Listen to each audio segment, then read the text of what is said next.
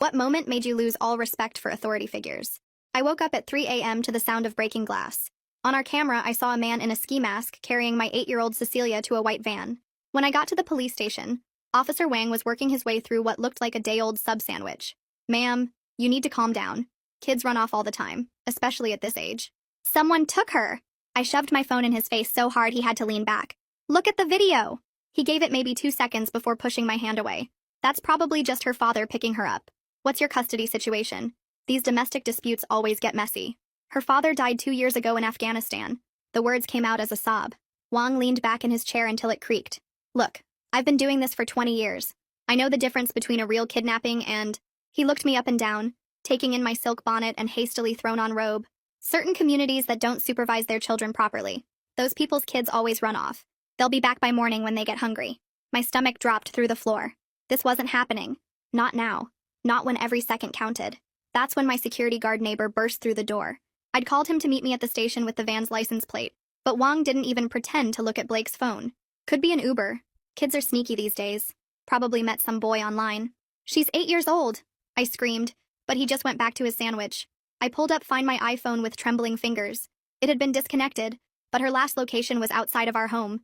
Look! He's taking her somewhere. She probably threw it in someone's truck to throw you off. Kids watch too much TV these days. We're wasting time. Blake was pacing now, his keys jangling. The first hour is crucial for kidnapping recovery. Wang's eyes narrowed dangerously. Anyone who goes behind my back to another department will regret it. I will warn them that you're delusional and don't know what you're talking about. I'm not having some fake crime spike ruining my chance at a promotion. We were trapped. And Cecilia was getting further from me every second. That's when Gus's truck screeched into the parking lot. My brother-in-law was a detective in the next county, and I'd called him in desperation. It took over 100 calls for him to finally pick up. His face went sheet white when Blake showed him the van footage. My goodness, that's the van from the multi-county task force alerts. 3 Amber Alerts this month, all girls between 7 and 10. Wang finally stood up, his chair scraping against the linoleum. Stay in your jurisdiction, detective. This is my station. But Gus was already on his phone, calling state police. White van, license plate Baker 74. You can't override my authority in my station. Wang lunged across the desk, grabbing for Gus's phone. Young trainee Officer Healy, who'd been quietly watching from the corner, finally spoke up. Sir, shouldn't we at least put out a BOLO, just to be safe? Wang whirled on him. Question me again and you're on parking duty for the rest of your career. Meter maid Healy has a nice ring to it. Gus's phone buzzed with an incoming text. His face went pale. Van belongs to John Smith, registered SX offender who just moved here from Alabama. 3 convictions. Issue the Amber Alert now! I screamed so loud the windows rattled. The station was filled with neighbors now, all holding up phones, recording everything.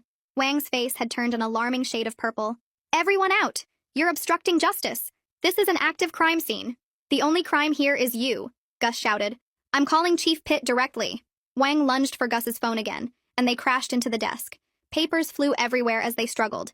In the chaos, I saw Healy quietly sliding over to his computer, his fingers flying across the keyboard as he input the Amber Alert while Wang was distracted. The next 10 minutes felt like 10 hours. The chase was brief but terrifying, ending when spike strips sent the van careening into a drainage ditch. They found Cecilia in the back of a van, bound with zip ties but alive, thank goodness. 2 other girls were with her, both reported missing from Georgia and Tennessee weeks ago. Wang was arrested that night for criminal negligence and obstruction of justice. He lost his pension, his freedom, and any chance of ever wearing a badge again. The judge gave him 1.5 years in prison, and his name and case was never published to protect his identity. Well, that wasn't enough for me.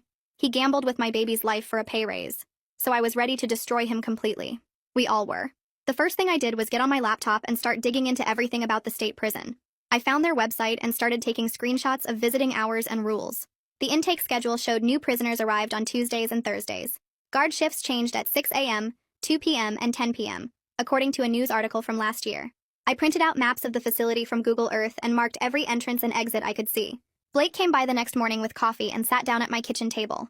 He pulled out his phone and showed me a contact named Stefan Marino. Blake explained that Stefan worked at the prison and had heard about Wang's case on the news. Stefan's daughter was the same age as Cecilia, and he was disgusted by what Wang did. Blake had met Stefan years ago doing security work and called him when Wang got sentenced. Stefan agreed to meet us at a diner off the highway that afternoon. When we got there, Stefan was already in a back booth wearing civilian clothes. He told us Wang had been assigned to cell block D and gave us his daily schedule. Wang ate breakfast at 6:30, had an hour in the yard at 10, lunch at noon, another yard hour at 3, and dinner at 5:30. Stefan said the other guards already knew what Wang did, and nobody was happy about having him there.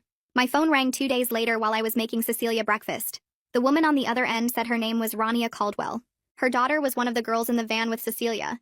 She asked if we could meet for coffee because she needed to talk to someone who understood. We met at a Starbucks downtown, and she looked exhausted. Rania told me she couldn't sleep knowing Wang only got 18 months. Her daughter was having panic attacks and wouldn't go anywhere alone. She asked if I'd thought about what happens when Wang gets out. I told her I'd been thinking about nothing else. By the end of the week, 12 parents were sitting in folding chairs in my basement. Blake brought 3 families whose kids went to Cecilia's school. Rania brought 2 moms from her daughter's therapy group. Everyone had stories about Wang ignoring their calls or dismissing their concerns over the years. One dad showed us a complaint he'd filed 2 years ago that Wang threw away. Another mom had dashcam footage of Wang letting his buddy go after running a red light. We were all mad, and we all wanted something done about it. Manuel Velasquez showed up at our second meeting wearing jeans and a baseball cap. He'd prosecuted Wang and was furious about the light sentence. Manuel explained that with good behavior, Wang would probably serve 9 months at most. The judge had sealed Wang's records to protect him from harassment after release. He could move anywhere and start fresh while our kids were still in therapy. Manuel couldn't officially help us, but he could share public information about the legal system. He showed us how to file information requests and track court documents. Someone suggested we needed a name for our group. After some discussion, we settled on The Watch because we'd be watching Wang forever. I set up an encrypted group chat and everyone joined within minutes. People started sharing what they could contribute to our cause. One parent worked in IT and could help with online research. Another owned a printing shop and offered to make flyers if needed. A retired cop said he still had contacts who might share information. Everyone wanted to help somehow. Stefan sent a message to our group that night with news about Wang. The other inmates had found out Wang was a cop who let kids get hurt. Word spread fast and Wang had been moved to protective custody for his own safety. He ate all his meals alone in his cell now. He exercised alone in a small fenced area instead of the main yard. Even criminals hated cops who endangered children. I called the prison the next day pretending to be a journalist. I told them I was writing a book about rehabilitation programs in state prisons. The secretary transferred me to the warden's assistant, who scheduled a tour for the following week. When I arrived, I wore glasses and carried a notebook to look professional. The warden showed me around for 2 hours, explaining their programs and pointing out different areas. I memorized where every camera was mounted and which hallways had blind spots. I noted the staff break room locations and where guards stationed themselves. I asked lots of questions about their success stories to keep him talking. That night, I heard Cecilia crying in her room. She'd overheard me on the phone talking to Rania about Wang. She asked if the bad policeman could hurt her again. I held her tight and promised he couldn't, but I realized I needed to be more careful. We decided to move our meetings to Rania's house, which was across town. Her husband traveled for work, and her daughter went to her mom's house every Thursday. The basement was bigger than mine anyway. 3 weeks after Wang went to prison, my phone rang from an unknown number. Valerie Rice introduced herself as a reporter for the local news. She'd been following Wang's case and wanted to do a story about how the community was coping. Her husband Derek ran our neighborhood watch program. She said they both wanted to help however they could. We met at a park while our kids played on the swings. Valerie explained she couldn't name Wang directly, but she could keep his story alive. Derek had already recruited 20 neighbors to keep tabs on Wang's sister's house. They both joined the watch that day. 2 days later, Stefan called me with something that made my blood boil. He'd been doing his rounds in the prison when he saw Wang at the mail desk writing letters to his old cop buddies. Stefan managed to get close enough to snap a photo of one letter, where Wang was joking about getting out soon, and how those bratty kids and their hysterical mothers had ruined his career over nothing. I printed out that photo and showed it to everyone at our next meeting. People were shaking their heads and clenching their fists. The next morning, I had to take Cecilia to her therapy appointment at the Children's Center downtown. The therapist pulled me aside after the session and told me Cecilia had asked during their talk if the bad policeman could hurt other kids now. My throat got tight and I had to lie to my baby and tell her no. He couldn't hurt anyone anymore. But that lie just made me more determined to make it true.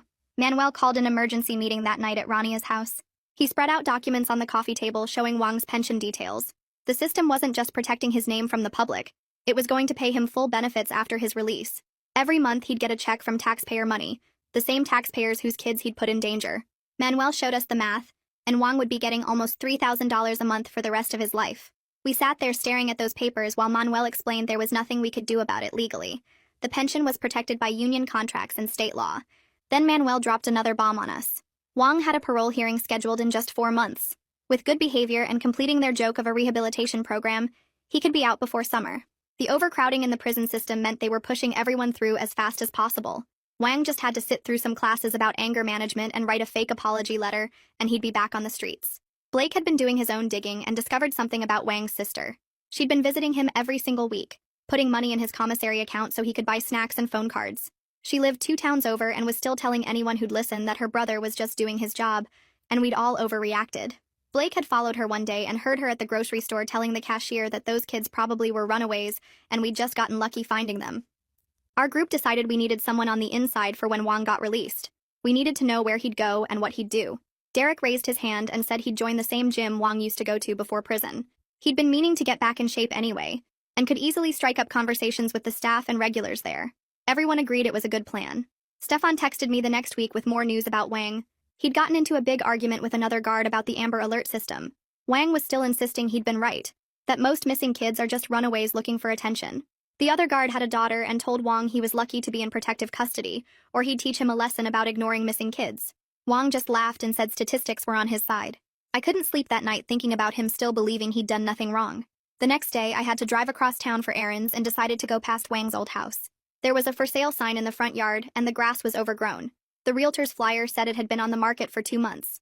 I asked around and found out Wang's ex-wife had packed up their kids and left the state right after the trial. She wanted nothing to do with him or the shame he'd brought on their family. She'd even changed back to her maiden name and enrolled the kids in the school under it.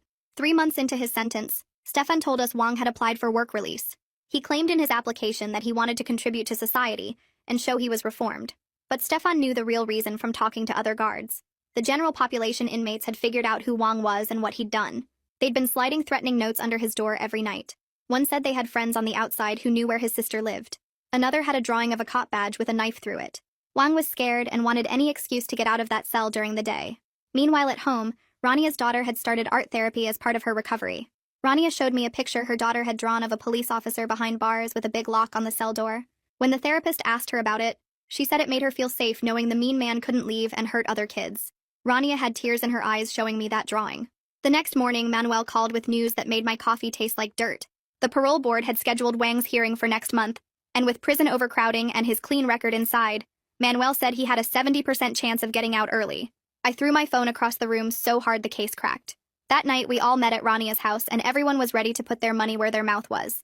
We passed around a hat, and within 20 minutes had enough to hire a private investigator for 6 months of surveillance once Wang got released. The PI turned out to be this older guy who used to be a cop but quit in disgust after Wang's case made the news. He showed us his equipment, cameras smaller than buttons and tracking devices that could stick under cars. 3 days later, I was making dinner when Cecilia came into the kitchen and wrapped her arms around my waist. She asked why I seemed mad all the time and if it was because of her. My heart broke into 1,000 pieces as I knelt down and told her I wasn't mad at her, just at some bad things that happened to bad people. She hugged me tight and said she hoped I would feel better soon. I had to turn away so she wouldn't see me crying. Stefan texted the group chat that week with more updates from inside. Wang had gotten himself a cushy job in the prison library, where he spent all day reading law books and taking notes. Stefan said the other guards were pretty sure Wang was planning to sue the department for not protecting his identity better after he got out. The watch kept growing bigger every week. We had 25 members now, including teachers from 3 different school districts, coaches from the youth soccer league, and parents whose kids went to schools all over the county. Every single person had a story about Wang ignoring their calls for help or dismissing their concerns about their kids. One mom said Wang had told her that her son's black eye from a bully was just boys being boys. Another dad said Wang refused to file a report when his daughter's bike was stolen right off school property. Valerie worked her magic with the local paper and got them to publish an article about the unnamed officer who had nearly cost 3 girls their lives. She couldn't use Wang's name directly, but she made sure to include quotes from parents whose kids could have been the next victims if Cecilia hadn't been rescued in time.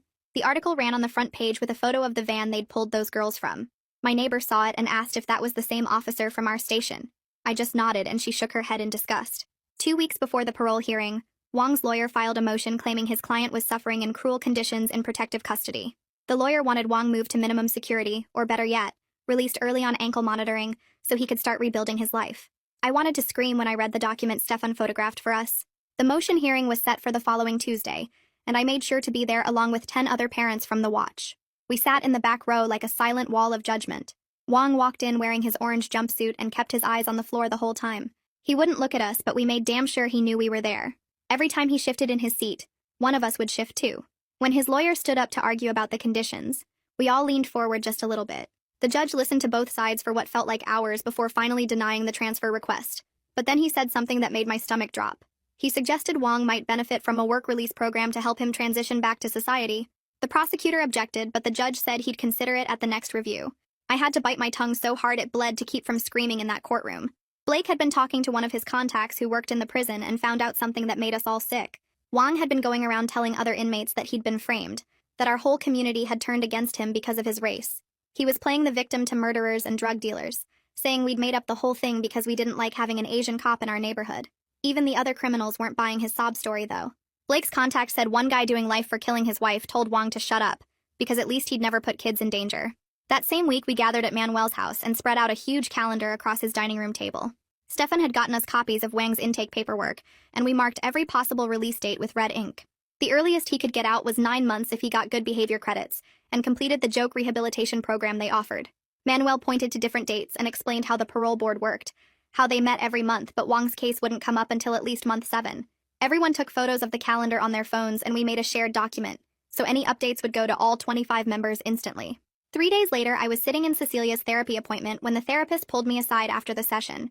She suggested we might want to think about moving to give Cecilia a fresh start somewhere new, where she wouldn't have all these reminders. I told her straight up that we weren't going anywhere because we didn't do anything wrong and I wasn't letting Wang drive us from our home. The therapist nodded, but I could tell she thought I was being stubborn. Stefan texted the group chat that night with news that made my skin crawl. Wang had put in a transfer request to a prison 3 states away, claiming he feared for his safety in our state. He wrote in his request that the local community had it out for him, and he needed protection. The request got denied 2 weeks later because that facility was already over capacity, and they weren't taking transfers. Manuel called an emergency meeting at his office downtown, where he could talk to us about legal stuff without worrying about being overheard. He explained that if Wang violated even the smallest parole condition like missing a check-in or going somewhere he wasn't supposed to, he'd go back to finish his full sentence. We spent the next 2 hours going through every single parole rule and talking about how we could legally document any violations we witnessed. Nobody was talking about doing anything illegal, but we all knew we'd be watching him like hawks. The parole hearing date came faster than I expected, and I showed up at the courthouse at 6 in the morning to make sure I got a seat. By the time the hearing started at 9:30, parents had packed into the small room and more were standing in the hallway. Wang walked in wearing a suit his sister must have brought him, and he kept his eyes on his shoes the whole time.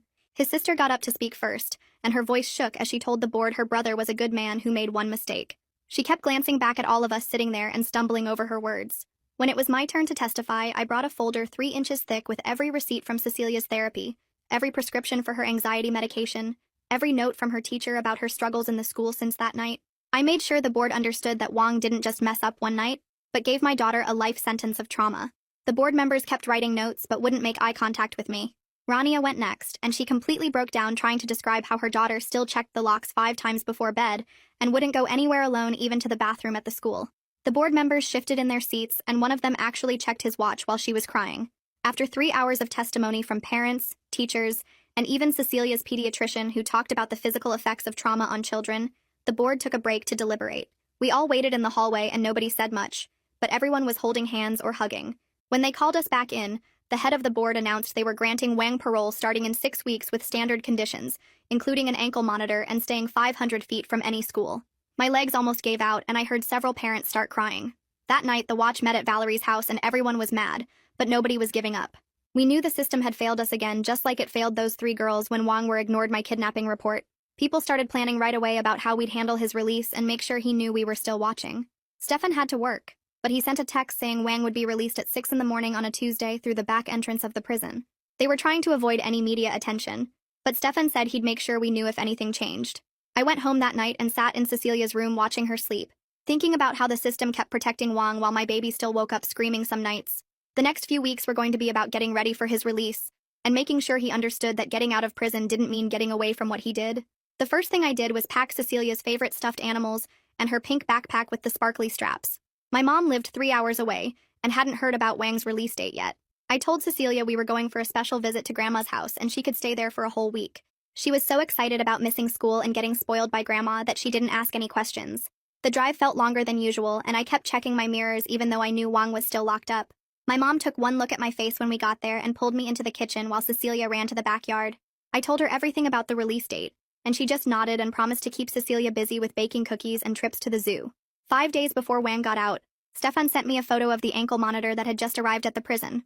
It was the cheap model the state used for low-risk parolees, and Stefan said it had dead zones all over town where the signal dropped. The thing looked like a big black watch, and Stefan said Wang had stared at it for 20 minutes when they showed it to him. Stefan also mentioned that Wang had been moved to a different cell block for his last few days because someone had left a note under his door. The note just said, "We're waiting," and Wang had gone straight to the guards demanding protection. Derek went to Wang's old gym that same day and signed up for a month-to-month membership. He started talking to the guy at the front desk about needing to get back in shape after his desk job made him soft. The desk guy mentioned that they still had some old lockers from members who never came back to clean them out. Derek asked if they ever checked them, and the guy laughed and said they hadn't opened the old ones in years. Wang's locker was number 47, and his membership was still being auto-paid from his sister's credit card. We spent the next evening at Valerie's house with a huge map of the town spread across her dining room table. Everyone had brought sticky notes, and we marked every single place Wang might go when he got out. His sister's house got a red dot, and so did the gym and 3 different grocery stores he used to shop at. The bars he went to after his shifts got yellow dots, and the restaurants where he ate lunch got green ones. Each location got assigned to different watch members who lived or worked nearby. Blake took the grocery store near the highway, and Rania said she could watch the coffee shop downtown from her office window. We had 25 people now and enough coverage to know where Wang was every minute of every day. Valerie showed us the script she'd written for her broadcast on release day, and even though she couldn't say Wang's name, she made sure everyone would know exactly who she meant. She was going to say, "a certain disgraced officer who endangered children," and mention the date of his arrest, so people could connect the dots. Her producer had already approved it and said they'd run it 3 times that day. The private investigator we'd hired drove by Wang's sister's house and took pictures of all the new stuff she'd installed. She had cameras on every corner of the house and motion lights that would turn on if anyone got close. The locks were all new too, and the investigator said they were the expensive kind that couldn't be picked. He also noticed she'd put up a fence around the backyard and gotten a big dog that barked at everyone who walked by. 2 days before the release, I was at the grocery store when Rania called me. Someone had spray-painted huge red letters on Wang's sister's driveway overnight. The words, "Child Endangerer lives here," were so big you could probably see them from a plane. His sister had called the police at 6 in the morning, but they didn't show up until after 9. Rania lived 2 streets over and said the cops just took some pictures and left without even trying to find witnesses. Wang's sister spent the rest of the day trying to scrub the paint off, but it had already stained the concrete. Stefan called that night with his final report before Wang got out. He said Wang hadn't been sleeping and looked terrible with dark circles under his eyes. The other guards said Wang kept asking if there would be protection when he left, but they just shrugged and told him to follow his parole rules. Stefan heard Wang on the phone with his sister begging her to pick him up from a different location, but the prison wouldn't allow it.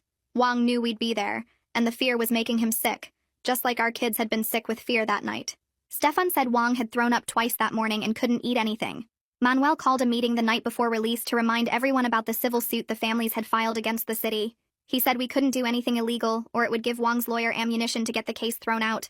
Everyone promised to stay within the law, but we all knew there were plenty of legal ways to make Wang's life miserable. Manuel said the suit was asking for $3 million, and the city was already talking about settling. That night I couldn't sleep at all and kept walking around my empty house. I stood in Cecilia's room and looked at her bed with the princess sheets she'd picked out. I thought about those 10 minutes when she was in that van with zip ties on her wrists. I thought about how Wang sat there eating his sandwich while my baby was being driven further away. I thought about the other 2 girls who'd been missing for weeks because nobody believed their parents either. My phone kept buzzing with messages from other watch members who couldn't sleep either. The alarm went off at 4:30 and I was already dressed because I never went to bed. Blake picked me up in his truck, and we drove to the prison in the dark, while Stefan texted us updates from inside. Wang had been up all night too, and the guards said he kept throwing up in his cell toilet. We parked across from the back exit where they release people and watched 13 more cars pull up with watch members getting out. Manuel had told us to stay on public property and not block any roads, so we stood on the sidewalk holding our phones ready to record. The transport van pulled around at 5:50, and we could see Wang's face pressed against the window looking right at us. He ducked down so fast his head made a thump we could hear from outside. The van sat there for 10 minutes while they processed his paperwork, and we just stood there watching and waiting. His sister's blue Honda pulled up, and she wouldn't look at any of us as she walked to the processing door. Stefan sent a text that Wang was refusing to leave the building, and the guards were getting mad at him. They finally pushed him out the door at 6:15, and he ran to his sister's car so fast he tripped on the curb and scraped his hands on the concrete. She drove off going the wrong way down the one-way street to avoid passing us, but Derek was already following in his car. Wang's sister took the highway, then got off 3 exits later and doubled back through downtown. She ran 2 yellow lights and made 4 sudden turns without signaling. But we had 25 people spread across the whole county. Every time she thought she lost us, another watch member would pick them up and text their location. Blake was tracking everything on his tablet and calling out directions while I drove behind them at a distance. They went through a drive-thru for coffee, and the kid at the window recognized Wang from Valerie's broadcast and dropped the cups when he saw him. Wang's sister drove for 2 more hours making random turns before finally heading to her house on Maple Street. Every single neighbor was standing in their front yards when they pulled up.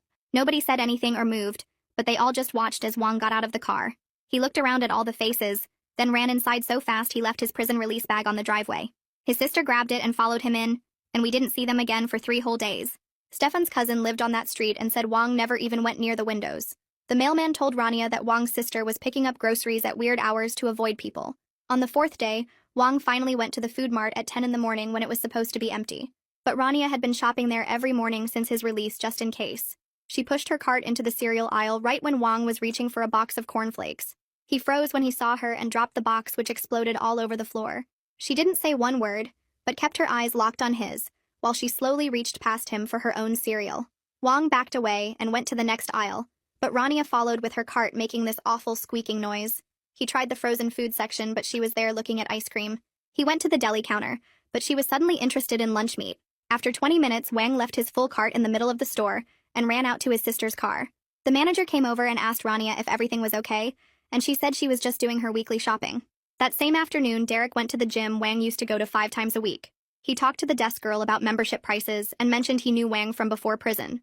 The girl's face went white and she called the manager over, who turned out to have a 9-year-old daughter. The manager pulled up Wang's account and canceled it on the spot, saying anyone who endangers children wasn't welcome in his business. He even refunded Wang's remaining membership to mail him a check so Wang couldn't come argue about it. 2 days later, Wang tried to eat at the Italian place on 3rd Street where he used to take clients for lunch. The owner met him at the door and said the restaurant was fully booked even though we could see empty tables everywhere. Wang asked for takeout, but the owner said the kitchen was closed for maintenance. Then the owner mentioned his nephew went to the school with one of the girls from the van, and Wang left without saying another word. After 2 weeks of this, Wang's sister called the police saying we were stalking and harassing them. The officer who came out was named Rodriguez, and his kids went to the same school where half the parents were still dealing with trauma from that night. He took the report and told Wang's sister he'd look into it, but then mentioned how understaffed they were and how these cases take time to investigate. Wang started applying for jobs online, but somehow Valerie's article about the unnamed officer who nearly let 3 girls die kept getting forwarded to every company he contacted. One hiring manager called Manuel to thank him for the heads up about Wang's history. Wang couldn't even get interviews at places desperate for workers.